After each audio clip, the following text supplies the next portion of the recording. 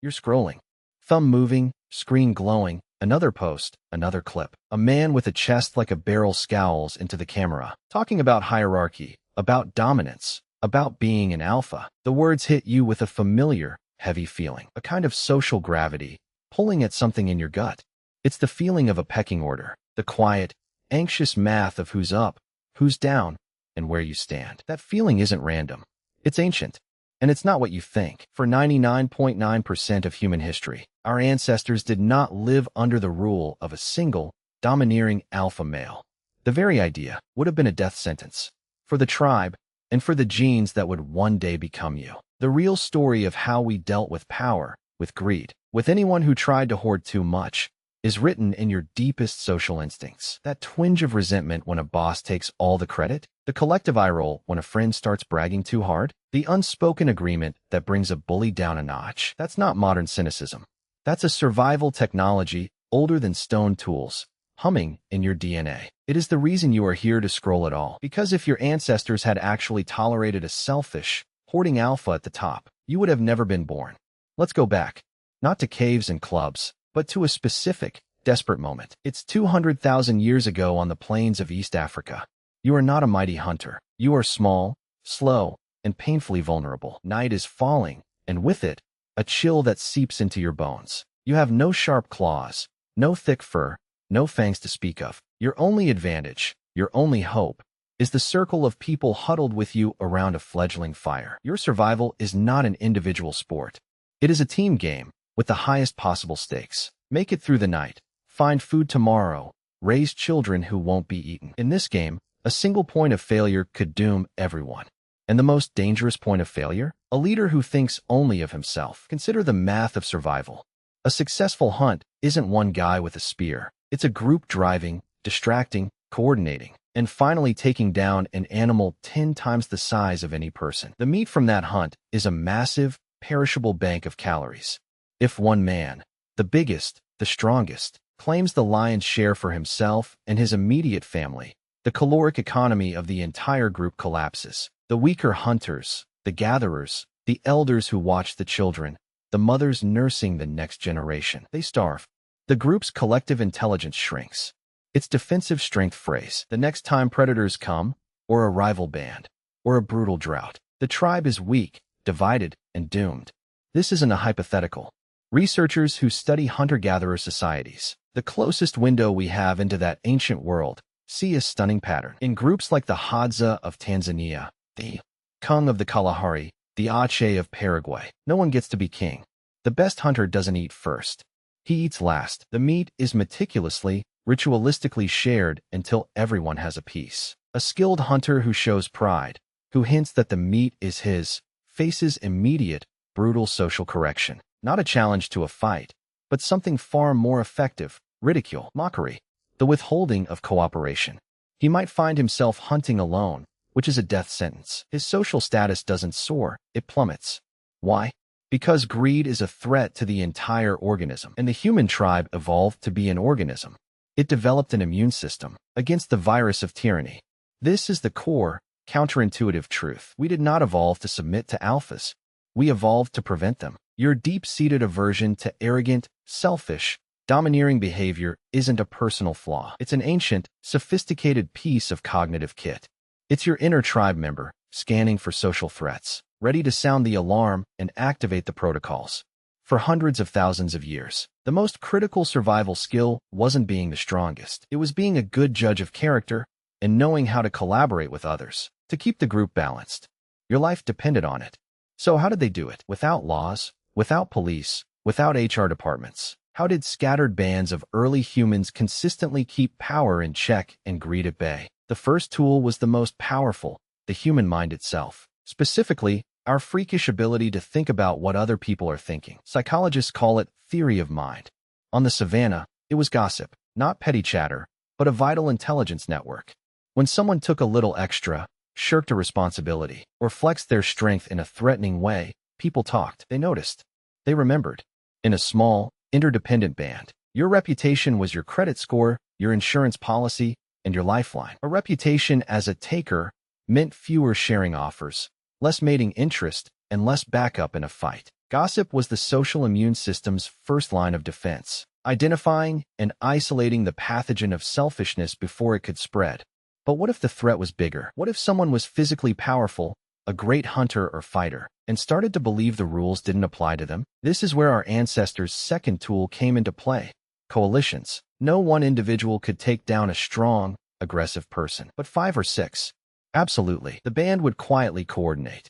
They would stop cooperating with him. They would exclude him from planning. They would, if necessary, confront him together. This is the ancient root of democracy, and it was born of pure necessity. The coalition was the ultimate check on power. It meant that physical strength was always trumped by social strength. The alpha, by definition, stands alone. And alone, on the ancient plains, you were dead. Archaeologists looking for signs of this in the deep past stumbled on an eerie clue. It's not a temple or a tool. It's a pattern in bones. For a long time, they assumed that ancient human remains showing violent trauma would tell stories of battle between tribes, skull fractures from clubs, arrow points in ribs. And they do. But they also found something more intimate and more telling. A significant number of ancient injuries, particularly fatal ones to the head, come from behind. They are not the wounds of a face-to-face fight between rivals. They are the wounds of a coordinated strike from multiple angles, likely by people the victim knew and trusted. Some researchers interpret this grim evidence as the fossilized record of the coalition in action, the ultimate sanction against a bully who wouldn't reform. This paints a very different picture of our deep social world. It wasn't a pyramid with one man on top. It was a fluid, dynamic web of relationships, constantly being negotiated and balanced. Leadership existed, but it was situational. The best tracker led the hunt. The most persuasive speaker led the discussion. The elder with the most memory of past droughts guided the migration. And when that leadership was done, the authority faded. To try and cling to it, to hoard the social meat, triggered the immune response. The system wasn't perfect. It must have failed sometimes, with tragic results. But for it to have shaped our instincts so profoundly, it must have worked most of the time. Your very existence is proof that your lineage was part of groups that mastered this delicate, brutal dance of equality. And this brings us to the strangest twist of all. The thing that truly kept the would-be alpha in check wasn't just the threat of gossip or coalition. It was something he carried inside his own skull. A biological leash, installed by evolution itself. Because the most successful males in this environment weren't the ruthless, domineering ones. They were the ones who could cooperate, share, build alliances, and read the room. Over generations, this acted as a powerful evolutionary filter. Genes associated with blunt aggression and antisocial dominance were selected against. Meanwhile, genes that fostered empathy, fairness, and coalition building were selected for. The alpha didn't get to rule the tribe. The tribe, through a million tiny social selections, bred the alpha out of him. This created a psychological paradox in the human male, a tension you can still feel today. The drive for status is real and powerful, but the way to achieve that status in a human group was never through pure, selfish force. It was through being perceived as generous, competent, and fair. The status-seeking drive had to be channeled through the filter of prosocial behavior. The man who brought back the most meat and gave it away was the one who earned respect, influence, and mates. His legacy is not in a throne of bones, but in the subtle, powerful social algorithms now wired into your brain. But this delicate system faced a catastrophic shock. Everything changed when we stopped following the herds and started herding them ourselves. The invention of agriculture hoarded something far more dangerous than meat. It hoarded wealth. For the first time, resources could be stored, accumulated, and passed down. The land, the grain, the livestock, they didn't spoil in a week. They created permanent, defensible inequality. The social immune system, evolved for a world of immediate sharing, was suddenly faced with a new disease, inherited power. And what happened next reveals everything about the ancient wiring still trying to run the show in a world it never made. The alpha didn't just appear. He had to fight his way past millions of years of instinct, using new, devastating tools. The story of that fight, and the eerie, buried evidence of how our ancestors first tried to resist it, is where the real mystery begins. That new disease of inherited power found its first carriers in the fertile river valleys. The surplus of grain didn't just feed more people. It fed a new idea that a family, or a single man, could own not just the spear, but the ground it was thrown on. And to protect that ground, you needed loyal men, not a fluid coalition of equals, but a permanent hierarchy of guards. The social immune system flared violently. For centuries, maybe millennia, the evidence suggests a long, bloody tug-of-war between the old egalitarian instincts and the new logic of kings. Archaeologists see the conflict etched in stone and dirt. One of the earliest known temples, Göbekli Tepe in Turkey, built over 11,000 years ago by hunter-gatherers, shows no signs of a ruling class. No palaces, no rich tombs. It seems to have been a communal project, a gathering place for the tribe. But not long after, in the same region, the first fortified compounds appear. Walls go up, not just to keep outsiders out, but to keep a new kind of order in. The coalition, the ancient check on power, was being bricked out. The most telling evidence, though, isn't in architecture, it's in the bones. Scientists studying remains from the early agricultural era find something shocking. A dramatic spike in signs of violence. Not just between groups, but within them. Blunt force trauma to the head, likely from clubs and stones, becomes far more common. It's as if the old protocols were being used with a new, desperate frequency. The tribe was trying to fight the virus of hoarded wealth with the only tools it had ever known: gossip, coalition, and ultimately, force. They were trying to apply an ancient software update to a brand new, broken hardware. But they were outmatched, because the new system had a weapon the savannah never did: time. Wealth could be passed down.